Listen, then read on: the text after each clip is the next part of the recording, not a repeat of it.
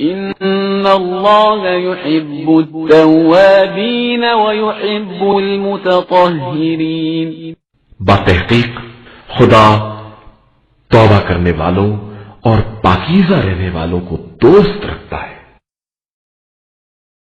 بسم اللہ الرحمن الرحیم. الحمدللہ رب العالمین وصلی اللہ علی محمد وآلہ الطاہرین. موضوع گفتگو استحاضہ. اب تک ہماری کچھ گفتگو ہوئی حیض کے بارے میں، اور پھر ہماری گفتگو ہوئی نفاس کے بارے میں، اور اب ہماری گفتگو ہے استحاضہ کے بارے میں.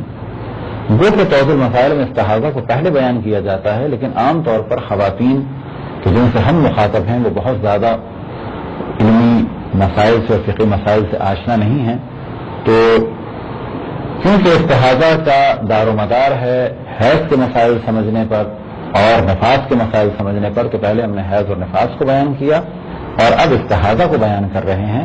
تو اب یہ ذہن میں رہے کہ جب بھی 10 دن سے زیادہ حیض ہو جائے، 10 دن سے زیادہ نفاس ہو جائے، اور اسی طرح سے بعض اور مسائل ہیں کہ جب کہا جائے توضیح المسائل میں لکھا ہو کہ اب آپ استحاضہ اس خون کو استحاضہ کاؤنٹ کریں یا استحاضہ کے مسائل پر عمل کریں یا احتیاط کریں کہ استحاضہ کے مسائل پر عمل کریں، اور حائض خواتین پر جو چیزیں حرام ہیں اس سے پرہیز کریں، تو ایسی صورت میں اب آپ پر لازم ہوگا کہ استحاضہ کو جانیں.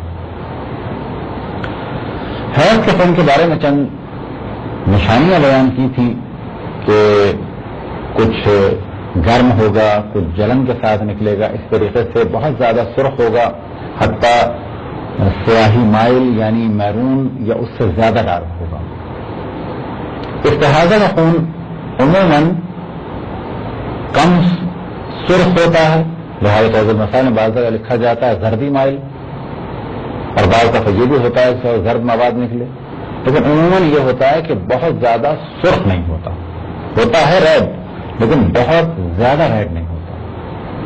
اسی وجہ سے جب وہ خارج ہوتا ہے تو جلن محسوس نہیں ہوتی، گرم نہیں ہوتا.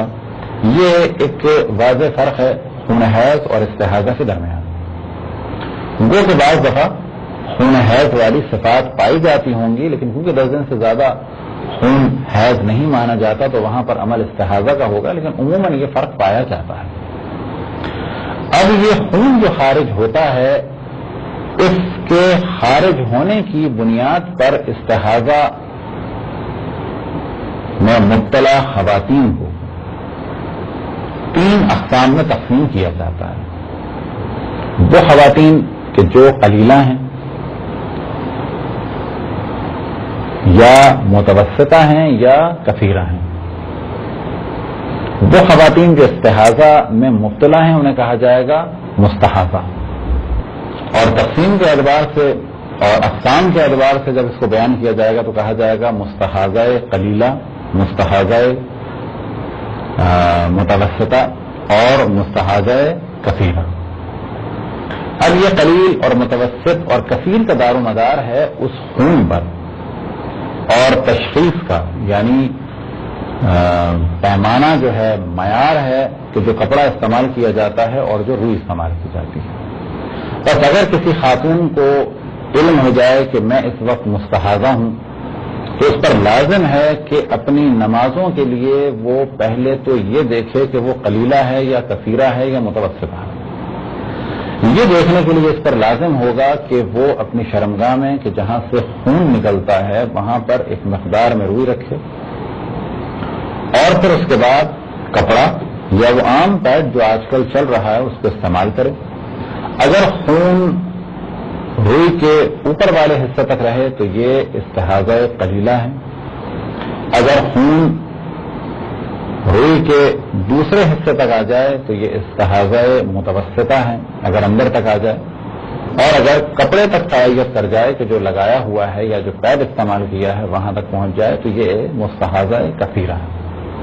یہ ہے معیار پرکھنے کا. اگر یہ قلیلہ ہیں تو ان پر واجب ہے کہ ہر نماز کے لیے الگ الگ وضو کریں اور نماز سے پہلے اپنے جسم کو پاک کریں اور اس کپڑے کو بدلیں. کپڑا بدلنے سے مراد اگر وہ نجس ہو چکا ہو.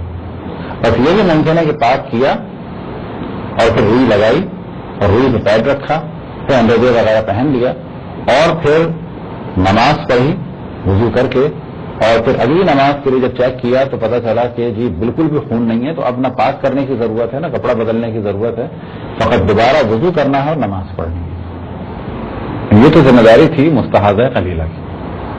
اب اگر کسی خاتون کو استحاضہ متوسطہ ہو تو ایسی خاتون کو کہا جائے گا کہ یہ مستحاضہ متوسطہ ہیں۔ ان کی ذمہ داری یہ ہے کہ جب بھی انہیں استحاضہ متوسطہ ہو، اور استحاضہ متوسطہ کیا ہے کہ جس کی جانب پہلے توجہ دلائی کہ اگر خون اس روئی سے کہ جو شرمگاہ پہ رکھی جاتی ہے اس سے اندر داخل ہو جائے تو اسے کہا جائے گا یہ ہے مستحاضہ متوسطہ۔ ان کی ذمہ داری کیا ہے؟ ان کی ذمہ داری یہ ہے کہ جس وقت بھی انہیں استحاضہ متوسطہ ہو، یعنی اگر پہلے روئی پر خون آتا تھا اور اب اتنا زیادہ خون ہو گیا ہے کہ اندر تک داخل ہو رہا ہے، تو جیسے ہی اندر تک داخل ہوگا تو کہا جائے گا کہ یہ خاتون اس وقت مستحاضہ متوسطہ ہیں، اور ان کی ذمہ داری یہ ہے کہ یہ جیسے ہی یہ متوسطہ ہوں تو ایک عدد غسل کریں گی اور ساتھ ہی ہر نماز کے لیے ایک عدد وضو بھی کریں گے، ایک عدد غسل دن میں ایک دفعہ۔ اب فرض کریں کسی کو یا کوئی خاتون مستحاضہ متوسطہ ہیں تو وہ صبح ایک عدد غسل کر لیں، اس کے بعد وضو کریں، فجر کی نماز ادا کریں، پھر ظہر کے لیے ایک عدد وضو کریں، اور پھر عصر کے لیے ایک عدد وضو کریں، اسی طریقے سے مغرب اور عشاء کے لیے۔ پھر اگلے دن صبح ایک عدد غسل کریں، کس نیت سے؟ استحاضہ کی نیت سے، کیونکہ یہ استحاضہ متوسطہ میں مبتلا ہے۔ لیکن اگر کسی کو استحاضہ متوسطہ ہو ظہر کے وقت، تو ان کی ذمہ داری ہوگی کہ ظہر کی نماز کے لیے ایک عدد غسل کریں، کیونکہ اب تک یہ قلیلہ تھیں اور ان کی ذمہ داری فقط ہر نماز کے لیے وضو تھی۔ اب جیسے ہی متوسطہ ہوئیں، اور یہ متوسطہ ہوئیں فرض کریں کہ 12 بجے، تو اب ظہر کی نماز کے لیے انہیں غسل کرنا ہوگا۔ اب یہ غسل کافی ہے اگلی ظہر تک۔ اسی طریقے سے اگر کوئی خاتون ظہر تک بھی قلیلہ تھیں اور مغرب پر جا کر یہ متوسطہ ہوئیں تو انہیں غسل کرنا ہوگا مغرب سے پہلے، اور پھر اسی طریقے سے اگلی مغرب سے پہلے پھر وضو کرنا ہوگا، غسل کرنا ہوگا، یا یہ کہ پھر فجر سے پہلے غسل کر لیں تو پھر یہ غسل ان کا چلتا رہے گا، پھر اگلی فجر سے پہلے کر لیں۔ تو یہ ذمہ داری ہے مستحاضہ متوسطہ کی۔ اب پھر اس جانب توجہ دلائیں کہ اس کی تشخیص کا معیار کیا ہے، کہ جو روئی رکھی جاتی ہے خون کو روکنے کے لیے شرمگاہ پر، اگر اس کے اوپری حصے میں خون ہو مختصر سا تو کہا جائے گا کہ یہ خاتون مستحاضہ قلیلہ ہیں، یعنی ان کا استحاضہ قلیلہ ہے۔ یہ خون روئی کے اندر تک سرایت کر جائے تو کہا جائے گا کہ یہ خاتون مستحاضہ متوسطہ ہیں، یا بالفاظ دیگر ان کا استحاضہ متوسطہ ہے۔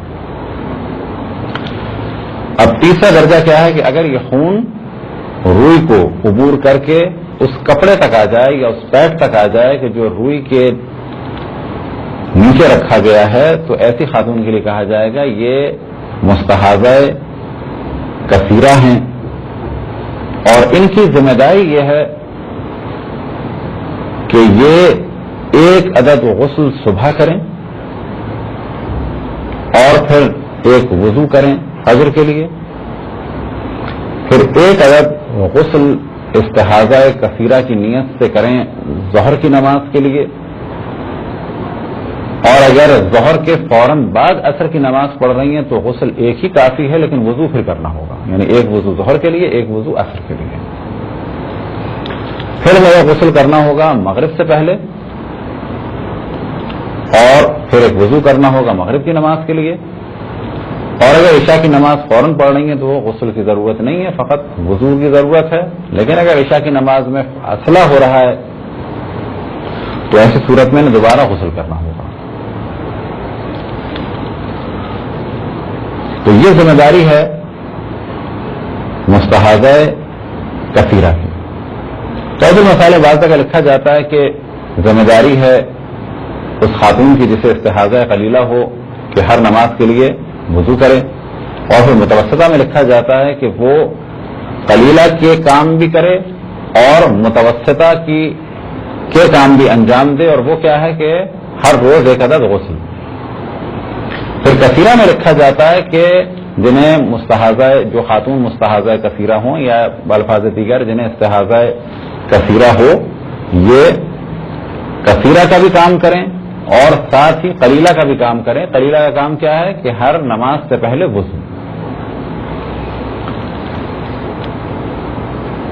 جب بھی مستحاضہ یہ دیکھیں کہ اب ان کا خون بند ہو چکا ہے تو انہیں غسل کرنا ہوگا، اور پھر اس کے بعد نارمل حالات میں اپنی عبادات کو انجام دینا ہوگا. اس جانب توجہ رہے کہ غسل یا جنابت کا ہو، یا حیض کا ہو، یا نفاس کا ہو، یا استحاضہ کا ہو، ایک ہی طریقہ ہے، فقط نیت جدا جدا ہیں. اسی طریقے سے غسل چاہے نظر کا ہو، چاہے قسم کی وجہ سے واجب ہو جائے، اور چاہے وہ احرام کے لیے ہو، اور چاہے غسل توبہ ہو جو مستحب کی نیت سے کیا جائے، طریقہ ایک ہوتا ہے، فقط اس کی نیتیں الگ الگ ہوتی ہیں. اب اس جانب ہم پھر توجہ دلائیں کہ خواتین پہلے مرحلے میں یہ دیکھیں کہ وہ کس کیٹیگری سے ہیں، اس کے بعد ان کے مسائل آسان ہو جائیں گے. حیض کے لیے بھی یہی دیکھنا ہے انہیں کہ وہ کس کیٹیگری میں سے ہیں، مبتدیہ ہیں، مضطربہ ہیں، عددیہ ہیں، وقتیہ ہیں، یا صاحب عادت عددیہ وقتیہ ہیں، یا ناسیہ ہیں. تو پھر آسان ہو جائے گا ان کے لیے اپنی ذمہ داری کو دیکھنا. اسی طریقے سے مستحاضہ میں مسئلہ ہے کہ وہ خواتین جو مستحاضہ ہیں ان کا بھی یہی مسئلہ ہے کہ وہ یہ دیکھیں کہ وہ کس کیٹیگری میں سے ہیں، قلیلہ ہیں یا متوسطہ ہیں یا کثیرہ ہیں. یہ تھی مختصر سی گفتگو استحاضہ کے بارے میں. خداوند تبارک و تعالیٰ سے دعا ہے کہ بحق محمد وآل محمد ہمیں اپنے رسول، اپنی حجتوں، خصوصاً امام زمان علیہ الصلوۃ والسلام کی معرفت اور اطاعت کی توفیق عطا فرمائے. صلی اللہ علی محمد وآلہ الطاہرین.